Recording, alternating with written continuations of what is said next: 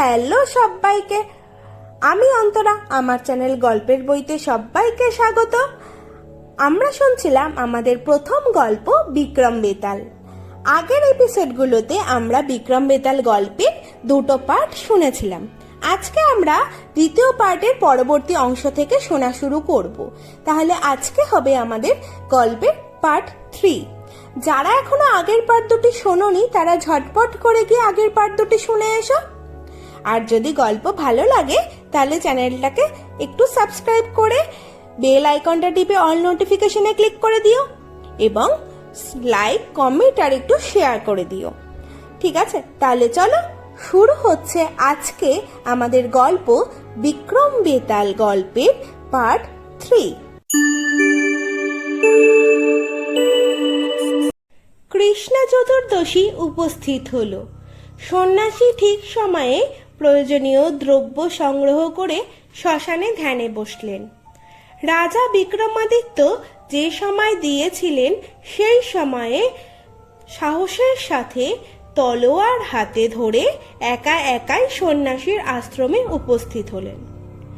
রাজা আশ্রমে উপস্থিত হয়ে দেখলেন বহু বিকটাকৃতি ভূত, প্রেত, পিশাচ, ডাকিনী প্রভৃতি সন্ন্যাসীর চারদিকে নৃত্য করছে, আর সন্ন্যাসী যোগাসনে বসে দুই হাতে দুটি মাথার খুলি নিয়ে বাজাচ্ছেন।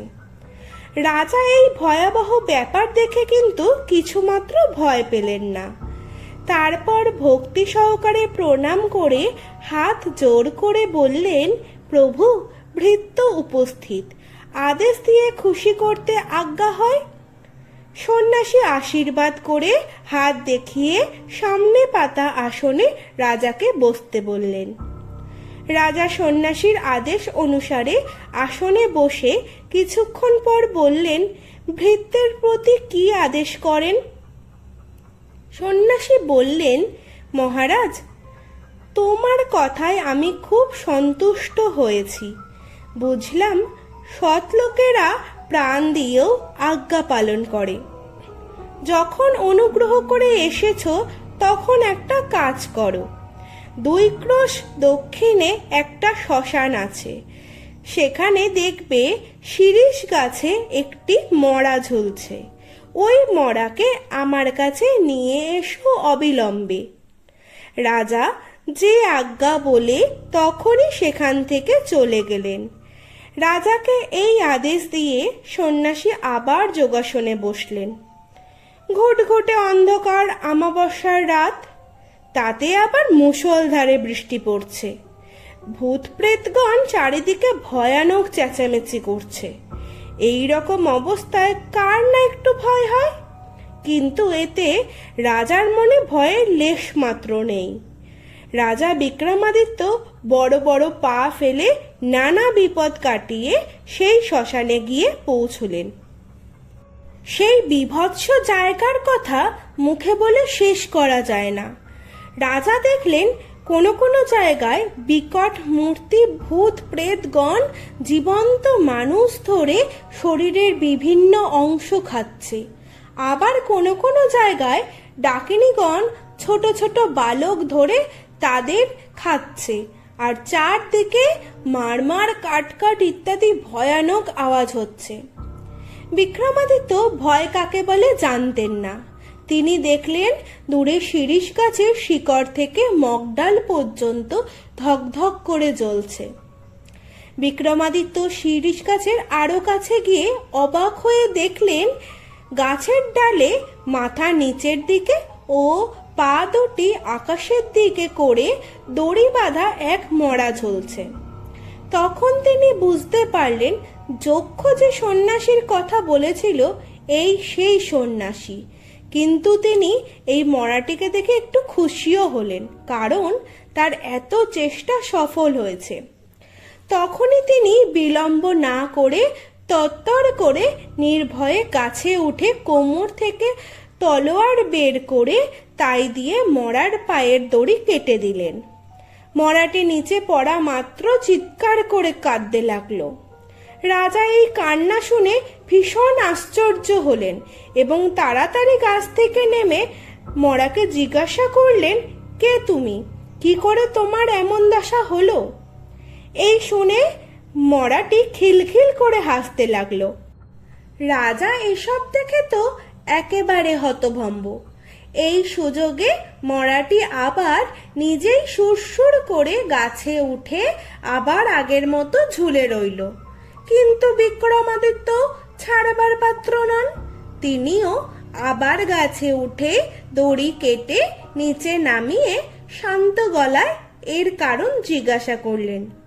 মরাটি কোনো উত্তর দিল না। রাজা কিছুক্ষণ চিন্তা করে মনে মনে বলতে লাগলেন, যক্ষের কাছে যে তেলির কথা শুনেছিলাম, সেই তেলি রাজা চন্দ্রভানু, আর সন্ন্যাসীও সেই কুমোর যে আপন যোগসিদ্ধির দ্বারা চন্দ্রভানুকে শ্মশানে এই অবস্থায় রেখেছে। তখন তিনি মরাটিকে নিজের গায়ের চাদর দিয়ে জড়িয়ে কাঁধে তুলে সন্ন্যাসীর উদ্দেশ্যে রওনা হলেন। সবে দুপা বাড়িয়েছেন এমন সময় মরাটি অর্থাৎ বেতাল বলে উঠল, ওহে বীরপুরুষ, তুমি কে? আমায় কোথায় এবং কেন নিয়ে যাচ্ছ বলো। বিক্রমাদিত্য বললেন, আমি রাজা বিক্রমাদিত্য, শান্তশীল নামে এক যোগীর আদেশ অনুসারে তোমায় তার আশ্রমে নিয়ে যাচ্ছি। বেতাল বলল, মহারাজ, কেবল মূর্খরা, বোকারা আর কুঁড়েরা মুখ বুজে পথ চলে। যাদের জ্ঞান বুদ্ধি আছে তারা নানা রকম ভালো কাজ করতে করতে আর ভালো কথা বলতে বলতে রাস্তা পার হয়। অতএব আমিও তোমাকে কয়েকটা গল্প বলবো। প্রত্যেকটি গল্প শেষ করে একটা করে প্রশ্ন করব। যদি তার সঠিক সঠিক উত্তর দিতে পারো তাহলে আমি আবার গাছে ফিরে যাব, আর যদি তুমি জেনেও ভুল উত্তর দাও তাহলে কিন্তু বুক ফেটে মরবে। রাজা আর কোনো উপায় না দেখতে পেয়ে বললেন, বেশ, তাই বলো। বলে রাজা মরা কাঁধে করে সন্ন্যাসীর আশ্রমের দিকে পা বাড়ালেন। সাথে সাথে বেতালও তার গল্প আরম্ভ করল। বেতালের প্রথম গল্প। সেকালে বারাণসী নগরে প্রতাপ মুকুট নামে এক রাজা ছিলেন। রাজার এক রানী ও বজ্র মুকুট নামে একমাত্র ছেলে ছিল। মা বাবা দুজনেই তাদের ছেলেকে খুব ভালোবাসত। ছেলেটি ছিল তাদের চোখের মণি। একদিন রাজপুত্র মন্ত্রীপুত্রকে নিয়ে মৃগয়ায় গেলেন। তিনি নানা বন ঘুরে এক সময় একলা এক গভীর বনে ঢুকলেন। সেই বনের ভিতরে ছিল এক সরোবর। রাজকুমার সেখানে পৌঁছে দেখলেন সরোবরের পরিষ্কার জলে হাঁস, বক এবং অন্যান্য জলচর প্রাণীরা জলে ঘুরপাক খাচ্ছে। মৌমাছিরা গুনগুন করে পদ্মের ওপর বসছে। তীরে ফুল, ফল ও অন্যান্য সুন্দর সুন্দর গাছ রয়েছে। তাতে কোকিল ও অন্যান্য পাখিরা গান গাইছে। মিষ্টি বাতাস ও গাছের শীতল ছায়ায় বসলেই ঘুম এসে যায়। বড় সুন্দর জায়গা। এই সুন্দর জায়গায় কিছুক্ষণ পর রাজকুমার ঘোড়া থেকে নেমে তীরের বকুল গাছের সাথে ঘোড়াটা বেঁধে সরোবরে স্নান করলেন। তারপর কাছেই শিব মন্দির দেখে ঠাকুর দর্শন করে পূজা করতে বসলেন। তারপর পূজা সেরে প্রণাম করে কিছুক্ষণ পর বেরিয়ে এলেন মন্দির থেকে। এই সময় এক রাজকন্যাও তার সখীদের সাথে করে সরোবরের অপর পাড়ে স্নান ও পূজা শেষ করে গাছের ছায়ায় বেড়াতে লাগলেন। রাজকুমার বজ্রমুকুট তাকে দেখেই মুগ্ধ হলেন। রাজকুমারীও তাকে দেখে মুগ্ধ হয়ে নিজের খোপা থেকে একটি পদ্মফুল খুলে হাতে নিলেন। তারপর ফুলটি কানে পরলেন। তারপর কান থেকে খুলে দাঁতে কাটলেন। তারপর মাটিতে ফেলে দিলেন এবং যাওয়ার সময় ফুলটি কুড়িয়ে নিজের বুকে রাখলেন। তারপর রাজকুমারের দিকে তাকাতে তাকাতে নিজের সখীদের সাথে চলে গেলেন। রাজকুমার এর কোনো মানে বুঝলেন না, কিন্তু রাজকুমারীকে তার বড়ই ভালো লাগলো। তারপর তার বন্ধু মন্ত্রীপুত্রের সাথে দেখা হতে তাকে সব বললেন। সব শুনে মন্ত্রীপুত্র বজ্রমুকুটকে নিয়ে তাড়াতাড়ি রাজপ্রাসাদে ফিরে গেলেন। রাজকুমার প্রাসাদে ফিরে আগের মতো কাজকর্ম, শাস্ত্রচিন্তা, আমোদ প্রমোদ, স্নান, খাওয়া দাওয়া ইত্যাদি আবশ্যিক কাজ সব ত্যাগ করে নীরবে একা একা কাল যাপন করতে লাগলেন। সব সময় ওই রাজকন্যার কথা চিন্তা করতে লাগলেন। ফলে তার স্বাস্থ্য খারাপ হয়ে যেতে লাগলো। শেষে কোনো উপায় না দেখে তিনি ওই রাজকন্যার একটি ছবি আঁকলেন এবং দিন রাত কেবল ওই ছবিই দেখেন। কারোর সাথে কথা বলেন না, কেউ কিছু জিজ্ঞাসা করলেও উত্তর দেন না। রাজকুমারের এই অবস্থা দেখে মন্ত্রীপুত্রের বড়ই ভাবনা হলো।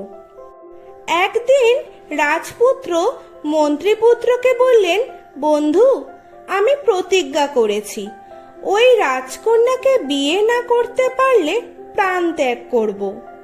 মন্ত্রীপুত্র তখন অনেক ভেবেচিন্তে বললেন, বন্ধু, ওই রাজকন্যা কি চলে যাওয়ার সময় তোমাকে কিছু বলেছে? বজ্রমুকুট বললেন, না, আমাকে কিছুই বলেননি, কিন্তু পদ্মফুল দিয়ে একটি সংকেত দেখিয়েছিলেন। এরপর রাজকুমার পদ্মফুলের ঘটনাটি বললেন। শুনে মন্ত্রীপুত্র খুশি হয়ে বললেন, তাহলে তো সব জানাই গেল। তখন রাজপুত্র চঞ্চল হয়ে বললেন, কি করে তার নাম ধাম জানলে বলো তো, তাহলে একটু স্বস্তি পাই। তাহলে আজকে গল্প এইটুকুই। গল্পের বাকি অংশ শুনতে হলে সঙ্গে থাকো। বাকি গল্প আসছে পরের পার্টে। প্রথমেই বলেছি যেহেতু গল্পটি অনেক বড় সেই জন্য অনেকগুলি পার্টে ভাগ করে দেওয়া হচ্ছে, তাই বাকি কিছুটা অংশ আসবে পরের পার্টে। প্রতি সোম, বুধ, শনি ঠিক রাত্রি 10টায় আসছি আমি আমার গল্পের সম্ভার নিয়ে। তাই জন্য প্রতি পার্টে তোমরা কিন্তু সোম, বুধ, শনিতে গল্প পাবে। তাহলে পরে এই গল্পটি যদি তোমাদের ভালো লাগে এবং পরের পার্টগুলো শুনতে ইন্টারেস্টেড থাকো, তাহলে কিন্তু অবশ্যই চ্যানেলটাকে সাবস্ক্রাইব করে দিও এবং বেল আইকনটা টিপে অল নোটিফিকেশনে ক্লিক করে দিও। আর যদি গল্পটি পছন্দ হয় তাহলে পরে লাইক, কমেন্ট আর শেয়ার করে দিও।